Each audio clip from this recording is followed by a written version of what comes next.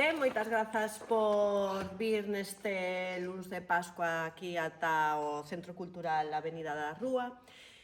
Convocámosvos porque é o momento de que comecemos a dar a coñecer, a amosarvos o traballo que queremos desenvolver durante estes meses coas xornadas de conferencias.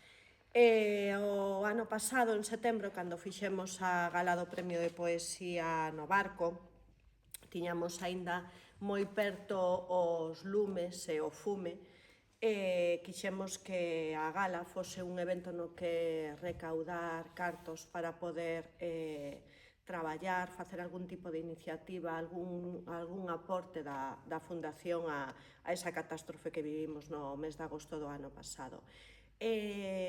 Daquelas nós xa tiñamos en mente outras temáticas para as xornadas de conferencias deste ano e evidentemente, igual que moitas outras cousas cambiaron neste agosto pasado, tamén quixemos cambiar e quixemos que as xornadas deste ano fixesen fincapé en todo vivido.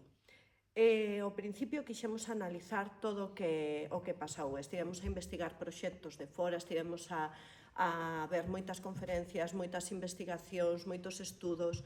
Quedounos claro que tiñamos que facer unhas xornadas de conferencias, que tiñamos que falar e rememorar e analizar todo o que pasou en Valdeorras o ano pasado, pero tamén queríamos mirar cara ao futuro e dar unha visión positiva da situación, e que a única maneira de facelo era a través de proxectos de recuperación e outras miradas sobre o uso do monte.